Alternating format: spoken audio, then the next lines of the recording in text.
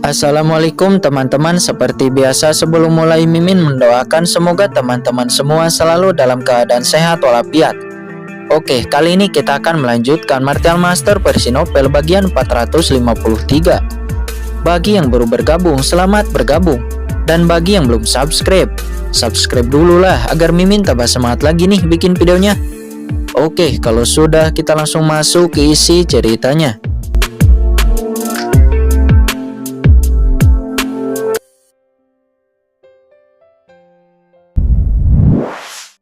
Berbeda dan mereka dapat menghadapinya. Tapi setelah pertarungan yang sesungguhnya, dia menyadari sifat mengerikan dari penguasa Gunung Tiandi. Kekuatan aturan tak berujung hanya dengan mengangkat tangannya. Dan dia memang penguasa Gunung Tanah Suci Kekaisaran Xuanyuan, ahli teratas dari Kekaisaran Xuanyuan. Sebagai perbandingan, meskipun dia juga menerobos puncak akhir Martial Emperor, akan tetapi bagaimanapun juga dia baru saja menerobos. Entah itu kekayaan esensi sejati dalam tubuh atau tingkat kendali aturan, dia tidak sebaik Tuan Gunung Tiandi. Untungnya dia memiliki banyak pil penyembuhan yang diberikan oleh Qin-Chen, yang membuatnya dapat bertahan sampai sekarang. Anjing tua, kamu berani menyerang Gunung Tiandi saya. Jika kamu seorang ahli bela diri yang bermartabat, bertarunglah. Untuk apa terus melarikan diri? Teriak penguasa Gunung Tiandi dengan marah. Namun di saat itu tiba-tiba cuing. Slip giok transmisi pada Master Gunung Tiandi tiba-tiba bergetar. Dia merasakan untuk pertama kalinya dan wajahnya tiba-tiba menunjukkan ekspresi marah. Karena ini adalah sinyal marah bahaya dari Gunung Tiandi. Seseorang sedang menyerang Gunung Tiandi. Tidak baik, ini tipuan. Penguasa Gunung Tiandi meraung, tetapi dia tidak lagi berani mengejar Jidewei. Sosoknya bergetar, dia berbalik dan melesat ke arah Gunung Tiandi. Ledakan, kekosongan meledak. Penguasa Gunung Tiandi melesat seperti panah tajam, jatuh ke dalam kehampaan dan menghilang seketika. Akhirnya, dia pergi. Melihat ini, Jidewei yang terengah-engah akhirnya bisa menghela napas lega. Kemudian tatapannya melintas dan dia juga menghilang ke dalam kehampaan bergegas menuju Gunung Tiandi. Di dalam perjalanan, penguasa Gunung Tiandi sangat khawatir dan cemas. Dia terus mengirim pesan kepada orang-orang di Gunung Tiandi. Akan tetapi itu seperti batu yang tenggelam ke laut. Tidak ada berita yang kembali. Dia sangat cemas, meledak, esensi sejati terbakar. Mati-matian bergegas kembali secepat mungkin. Sebelumnya, dia mengejar Jidewei. Dia telah meninggalkan Gunung Tiandi sejauh puluhan ribu mil. Akan tetapi, setelah dia kembali dengan panik, lebih dari setengah jam kemudian, dia kembali ke Gunung Tiandi dan melihat pemandangan Gunung Tiandi yang berantakan. Apa? Mata penguasa Gunung Tiandi meledak, mengungkapkan ekspresi kemarahan. Dia mengguncang sosoknya dan jatuh ke Gunung Tiandi. Melihat sekeliling seluruh Gunung Tiandi berantakan, ada bangunan yang runtuh dan tembok yang hancur di mana-mana. Dan mayat-mayat itu tergeletak di tanah, berdarah seperti api penyucian di bumi. Bagaimana ini bisa terjadi? Gumam penguasa Gunung Tiandi, wajahnya ketakutan. Dia meraung ke langit. Raungan yang mengandung amarah yang tak berujung tersapu dan kehampaan menghasilkan ledakan terus-menerus. Siapa itu? Siapa yang melakukannya? Dia dengan cepat mengitari Gunung Tiandi, mencoba menemukan orang yang masih hidup, tetapi tidak menemukan apapun. Keluargamu, pasti ini ulah keluargamu. Tidak baik, batu aturan. Tiba-tiba wajahnya berubah seolah memikirkan sesuatu. Dia meremas tangannya, mulutnya bersenar dan kehampaan di depannya tiba-tiba terbelah dan sebuah pintu masuk rahasia muncul. Untungnya alam rahasia aturan masih ada. Penguasa Gunung Tiandi menghela napas lega. Alasan mengapa Gunung Tiandi disebut Tanah Suci Kekaisaran Xuanyuan adalah karena kerajaan rahasia aturan ini. Ranah rahasia ini dapat membiarkan balok-balok batu suci biasa dan meningkatkan basis kultivasi Martial Emperor. Itu adalah milik Kekaisaran Xuanyuan, salah satu alam rahasia. Batu aturan di Gunung Tiandi dijarah. Kerugiannya memang sangat besar, akan tetapi masih dapat diterima. Namun, begitu rahasia aturan dihancurkan, dia yang akan disalahkan. Harus memberitahu Kaisar Agung sesegera mungkin, kata penguasa Gunung Tiandi. Namun pada saat dia baru saja akan mengirim berita, ledakan. Sesosok tiba-tiba muncul di kehampaan di sampingnya. Itu adalah Pukian Kun. Dia langsung melayangkan serangan telapak tangan dan menghantam penguasa Gunung Tiandi dengan keras. Dia bersembunyi di dalam cakram Gyeokyeon-kun dan muncul tiba-tiba. Jadi, ketika Pukian-kun melakukan serangan, penguasa Gunung Tiandi hanya punya waktu untuk membentuk pertahanan baju besi biasa. Dan dia sudah terhantam serangan Pukian-kun. Di bawah serangan Pukian-kun, pertahanan penguasa Gunung Tiandi langsung hancur. Dia terbang terbalik dan memuntahkan darah. Dia menatap Pukian-kun dengan marah. Pertahanannya benar-benar dapat dipatahkan. Jelas orang di depannya jauh lebih kuat dari leluhur keluarga Mo yang dia kejar sebelumnya. Yang lebih membuatnya marah adalah teknik penyembunyian pihak lain. Dia bersembunyi di kehampaan sebelumnya, akan tetapi dia tidak menyadarinya sampai dia mengetahui keberadaan pihak lain pada saat terjadi serangan. Bagaimana ini mungkin? Untuk sesaat penguasa Gunung Tiandi ketakutan dan marah. Dia meledak, esensi sejatinya terbakar dan kekuatan Bloodline-nya muncul. Di atas kepalanya sesosok yang menjulang tinggi muncul seperti dewa iblis yang keluar dari zaman kuno. Sebuah kapak perang muncul di tangannya. Kapak perang ini panjangnya hampir 10 kaki, seperti kapak dewa. Langsung diayunkan dan menebas ke arah Pukian-kun. Pukian-kun juga meledak dengan cahaya tak berujung dan itu langsung bertabrakan dengan kapak raksasa. Terjadi ledakan yang menimbulkan gelombang kejut yang sangat dahsyat. Setelah tabrakan, penguasa Gunung Tiandi terpental dan muntah darah lagi. Di sisi lain Pukian-kun juga terpental. Penguasa Gunung Tiandi ketakutan. Sangat kuat. Siapa lawannya? Bukankah itu terlalu kuat? Pikiran ini baru saja jatuh dan tiba-tiba rasa krisis yang hebat muncul dari belakangnya. Cahaya niat pedang menyapu dari belakang. Dia terkejut, bagaimana ini mungkin? Seseorang tiba-tiba muncul dan menyerang, tetapi dia bahkan tidak menyadarinya. Pada saat kritis dia hanya bisa menghindar seraya mengayunkan kapaknya. Hahaha, terlambat. Suara tawa terdengar, pedang karat misterius menebas, langsung menghancurkan pertahanan penguasa Gunung Tiandi dan menebas tubuhnya. Apa? Penguasa Gunung Tiandi menjerit dan terhempas. Untungnya dia masih selamat. Akan tetapi lukanya sangat dalam, darah terus mengalir. Dia mendesak kekuatan esensi sejati untuk memperbaiki lukanya. Namun luka itu mengandung aturan pembunuhan yang mengerikan. Jadi sulit untuk bisa disembuhkan secara singkat. Saat ini dua sosok mengelilingi penguasa Gunung Tiandi, itu adalah Qinchen dan Pukian-kun. Setelah Pukian-kun bertindak lebih dulu, Qinchen terus bersembunyi di dalam cakram Gyeokyeon-kun. Dan saat waktunya tepat, dia melakukan serangan tiba-tiba dan akhirnya dia berhasil. Penguasa Gunung Tiandi terluka oleh tebasan pedang karat misterius. Siapa kalian sebenarnya? Penguasa Gunung Tiandi sangat marah menatap mereka berdua, rambutnya berdiri dan hatinya ketakutan. Kedua orang ini bersembunyi di Gunung Tiandinya, akan tetapi dia sama sekali tidak menyadarinya. Entah kekuatan lawan jauh di luar imajinasinya atau lawan memiliki harta yang aneh yang dapat menyembunyikan keberadaannya. Yang mulia, apakah Anda bodoh? Kami secara alami di sini untuk membunuhmu, kata Qinchen dengan senyum ringan. Sebelumnya Qinchen bahkan memobilisasi kekuatan Lao Yuan untuk berjaga-jaga karena kekuatan penguasa Gunung Tiandi sangat menakutkan. Qinchen memiliki perasaan bahwa orang ini sedikit lebih kuat dari leluhur keluarga Ji Kenot dan leluhur keluarga Mo Wensan. Akan tetapi sayangnya pihak lain bertemu dengannya dan Pukian-kun dan hanya bisa menyalahkan dirinya sendiri atas kesialannya. Pada saat ini di langit terdengar suara retakan dan Jidewei lah yang datang. Melihat pemandangan di bawah, mata Jidewei tiba-tiba membulat. Kekuatan Xiao Chen dan Pukian-kun terlalu tinggi, bukan? Dia hanya sedikit terlambat. Penguasa Gunung Tiandi yang hampir tidak bisa bernapas setelah mengejarnya, sekarang telah terluka parah dan berlumuran darah. Kalian pasti bukan dari keluarga Mo. Siapa kamu sebenarnya? Kata penguasa Gunung Tiandi dengan wajah yang muram. Keluarga Mo, meskipun itu adalah istana penegak hukum, bisa disebut keluarga besar di domain bela diri. Akan tetapi tidak akan mungkin bagi banyak puncak akhir Martel Emperor untuk muncul sekaligus. Dan pihak lain tidak seperti penguasa istana penegak hukum atau istana berkabut. Terutama Qinchen, aura di tubuhnya tidak lebih dari puncak awal Martial Emperor. Tapi dia terluka parah dengan pedangnya sebelumnya, yang membuat penguasa Gunung Tiandi hampir tidak mempercayainya. Tidak penting kita berasal dari mana. Hari ini, Anda hanya memiliki dua jalan. Satu kematian. dan yang lainnya menyerah. Bagaimana, sudahkah Anda memilih? Kata Qinchen. Kekuatan penguasa Gunung Tiandi pada hari ini telah menggerakkan hatinya untuk menaklukkan. Jika ada master seperti itu di bawah komandonya, itu pasti akan meningkatkan banyak kekuatan tempurnya. Sejak mengetahui kekuatan Sang Wan Sinner, Qinchen telah sepenuhnya memahami bahwa sangat sulit untuk berurusan dengan istana berkabut sendirian. Dan hanya dengan menyatukan semua kekuatan yang dapat bersatu dapat berhasil.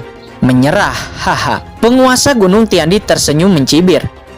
Kamu memang kuat, tetapi bisakah kamu benar-benar memakanku hanya dengan kalian bertiga? Saya ingin pergi, siapa yang bisa menghentikannya? Setelah mengatakan itu, penguasa Gunung Tiandi bergegas menuju bagian luar Gunung Tiandi. 3 ahli hebat mengepungnya, dan dia tidak lagi memiliki kesempatan untuk bertempur. Prioritas utama sekarang adalah pergi dari sini terlebih dahulu untuk mencari kesempatan hidup dan kemudian membalas dendam. Tapi begitu dia tiba di langit, tiba-tiba ada semburan cahaya dan serangkaian pola formasi yang mengerikan muncul di langit. Itu adalah formasi absolut 9 Kaisar Naga segera diaktifkan, dan 6 naga pembunuh hitam mengembun dari udara tipis menyerang ke arah penguasa Gunung Tiandi. Penguasa Gunung Tiandi terkejut. Apakah formasi absolut 9 Kaisar Naga ini sudah dikendalikan oleh lawan? Dia buru-buru ingin mengendalikan formasi 9 Kaisar Naga. Akan tetapi menemukan bahwa formasi besar 9 Kaisar Naga benar-benar telah di luar kendalinya. Dan hatinya tiba-tiba ketakutan. Boom! Penguasa Gunung Tiandi diblokir dalam kehampaan. Dan 6 naga hitam pembunuh mengelilinginya. Apakah Yang Mulia masih tidak ingin menyerah? Kata Qinchen, dia memegang pedang karat misterius dengan bangga. Jika kamu ingin bertarung, maka bertarunglah. Kata penguasa Gunung Tiandi mencibir dengan dingin dan kembali mengayunkan kapaknya. Keras kepala, sangat keras kepala. Qinchen kesal. Lao Yuan, bantu aku. Saat suara itu jatuh, kekuatan Qinchen tiba-tiba meroket. Itu adalah Lao Yuan yang mengalirkan kekuatannya dan meningkatkan kekuatan Qinchen dalam sekejap. Sebelum menerobos tahap tengah Martial Emperor, Qinchen hanya bisa mengandalkan kekuatan Lao Yuan untuk menghadapi puncak akhir Martial Emperor. Qinchen memegang pedang karat, menebas dan bertarung dengan penguasa Gunung Tiandi dengan liar. Di saat yang sama, Pu Qiankun dan Ji Dewei juga bergerak.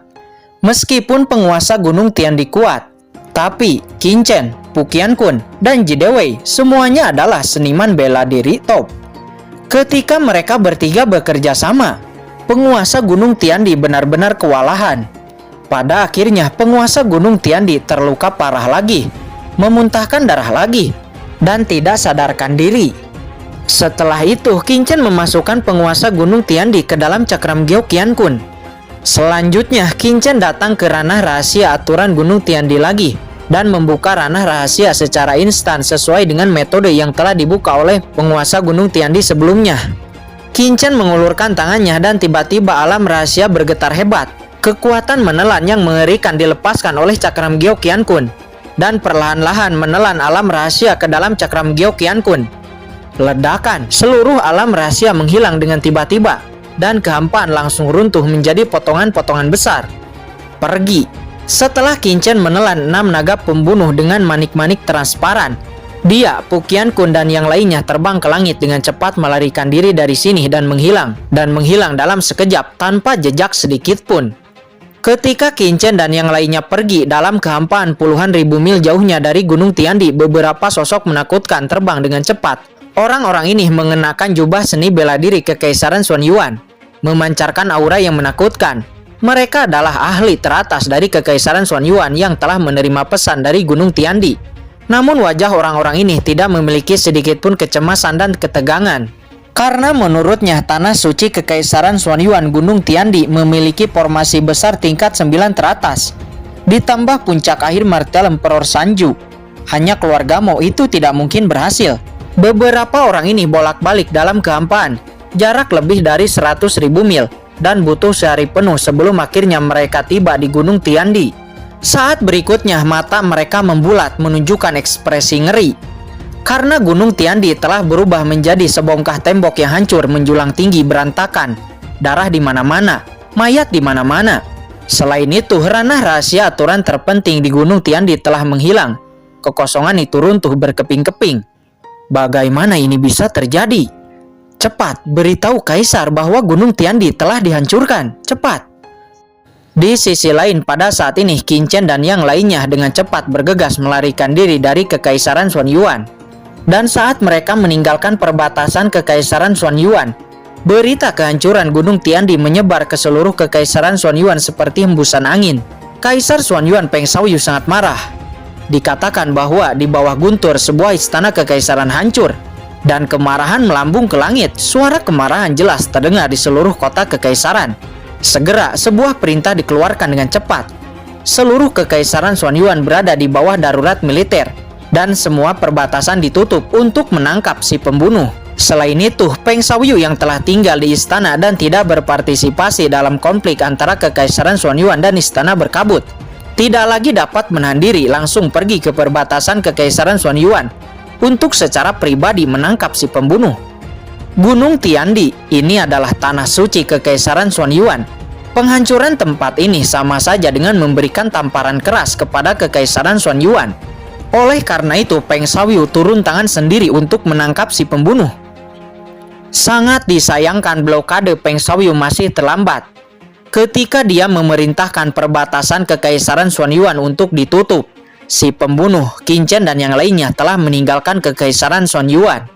Ketika Peng Xiaoyu tidak dapat menemukan pembunuhnya, dia secara pribadi datang ke medan perang Istana Penegak Hukum dan Kekaisaran Xuanyuan. Kali ini dia tidak menahan diri dan langsung memenggal dua kepala ahli teratas dari Istana Penegak Hukum. Di sisi lain di Istana Berkabut, Peng Xiaoyu, apakah dia gila? Sangguan Sinner yang sedang berada di Istana Berkabut sangat marah dan bergegas ke medan perang setelah mendengar berita tersebut. Dia tahu bahwa dia tidak dapat melakukannya jika dia tidak muncul. Kekaisaran Xuanyuan dan Istana Penegak Hukum telah terbakar amarah, dan dia harus datang untuk menghentikannya. Chen Xiao, apa yang harus kita lakukan selanjutnya? Setelah meninggalkan Kekaisaran Xuanyuan, Ji Dewei segera meminta instruksi dari Qin Chen. Secara alami, beritahu dunia apa yang telah kita lakukan, kata Qin Chen. Dia mengedipkan matanya dan tertawa. Namun ini mengejutkan Ji Dewei. Dia dan keluarga mau menyerang tanah suci Gunung Tiandi. Kejadian ini terlalu besar. Setelah terungkap, dia harus menghadapi orang-orang dari Istana Berkabut. Sejujurnya yang paling ia takuti sekarang adalah bertemu dengan orang-orang Istana Berkabut karena takut identitasnya akan terungkap. Terlebih lagi, begitu Kekaisaran Xuanyuan tahu bahwa ini adalah pekerjaan keluarga Ji, itu pasti akan menargetkan keluarga Ji. Jangan khawatir, pesona jimat jiwa hidup dan mati yang sebelumnya dan yang sekarang itu sama. Sangguan Sinner tidak dapat melihat apapun. Selain itu, setelah kejadian ini, keluarga Ji segera mundur ke tanah leluhur untuk menghindari serangan balas dendam dari Kekaisaran Xuanyuan. Setelah semua ini selesai, Istana Berkabut hanya bisa membiarkan keluarga Ji memakan wilayah keluarga Mo. Pada saat itu, kota Jizhou dan kota Chuzhou semuanya akan dikuasai oleh keluarga Ji, dan kekuatan keluarga Ji akan berkembang pesat. Setelah Ji Dewei mendapat penegasan dari Qin Chen, dia juga dengan cepat mengatur untuk menyebarkan berita ini secepat mungkin. Dia muncul di kota besar Wuyu dan sebagai penatua agung keluarga Ji, dia mengumumkan kepada publik bahwa dia bertanggung jawab atas peristiwa yang terjadi di Gunung Tiandi. Seluruh Wuyu gempar. Pada saat yang sama, sebuah berita menyebar melalui penyebaran yang disengaja oleh Ji Dewei. Berita yang menyebar, keluarga Mo dan keluarga Ji menerima perintah dari Istana Berkabut untuk menyerang Kekaisaran Xuanyuan. Dan keluarga Mo memilih Gunung Tiandi, tanah suci Kekaisaran Xuanyuan, untuk menyergapnya. Gunung Tiandi dihancurkan oleh kekuatan gabungan dari keluarga Mo dan keluarga Ji. Semua ahli Kekaisaran Xuanyuan di Gunung Tiandi telah jatuh, termasuk ranah rahasia aturan yang legendaris dibom dan berubah menjadi kehampaan. Namun keluarga Mo dan keluarga Ji juga menderita kerugian yang sangat besar. Dalam misi ini, tim keluarga Mo termasuk leluhur tua keluarga Mo, Mo Wensan, benar-benar telah jatuh. Leluhur tua keluarga Ji, Ji Kenot, juga telah jatuh. Walaupun dari keluarga Ji banyak yang selamat, tetapi keluarga Ji juga menderita kerugian yang besar. Berita tentang ini keluar dan seluruh daratan gempar. Beberapa saat kemudian berita itu akhirnya sampai ke telinga Sangguan Sinner. Masalah ini ternyata adalah pekerjaan keluarga Mo dan keluarga Ji. Dia tidak bisa menahan perasaan kesal. Dia memang memberi perintah untuk menyerang Kekaisaran Xuanyuan, akan tetapi dia tidak mengatakan kemana harus menyerang. Mengapa keluarga Mo dan keluarga Ji harus menyerang Gunung Tiandi? Sekarang Gunung Tiandi telah hancur dan Kekaisaran Sun Yuan sangat marah. Dia tidak dapat menahan sakit kepala. Selanjutnya, bagaimana dia harus berbicara dengan Peng Xiaoyu? Ini adalah masalah yang sangat merepotkan. Biarkan orang-orang dari keluarga Ji datang dan menemuiku. Aku ingin tahu apa yang terjadi, kata Sangguan Sinner. Selain itu, keluarga Mo dan keluarga Ji juga bukan hanya keluarga pengendali istana penegak hukum, tetapi tanah leluhur mereka juga merupakan tempat tinggal iblis alien. Sekarang keluarga Mo hampir hancur total. Secara alami, wilayah keluarga Mo tidak dapat jatuh ke tangan orang lain, dan seseorang harus menerimanya. Keluarga Ji adalah penerima terbaik. Juga selidiki lokasi Peng Xiaoyu untukku, kata Sangguan Sinner. Dia merasa sudah waktunya untuk berbicara dengan Peng Xiaoyu. Jika terus membunuh hanya akan menghabiskan kekuatan satu sama lain. Namun sebelum istana berkabut menemukan Peng Xiaoyu, Peng Xiaoyu sudah lebih dulu berangkat. Ternyata itu adalah tangan keluarga Mo dan keluarga Ji. Bunuh mereka untukku, kata Peng Xiaoyu. Dia tahu bahwa Sangguan Sinner pasti akan mencarinya. Jadi sebelum Sangguan Sinner dapat menghubunginya, dia melakukannya terlebih dahulu. Ledakan. Pada hari ini, kehampaan di atas pemakaman Mo Jia, leluhur keluarga Mo, meledak secara langsung. Sekelompok ahli kuat dan pasukan yang tak terhitung jumlahnya keluar, dan pemimpinnya adalah Peng Xiaoyu, Kaisar Agung Kekaisaran Sun Yuan.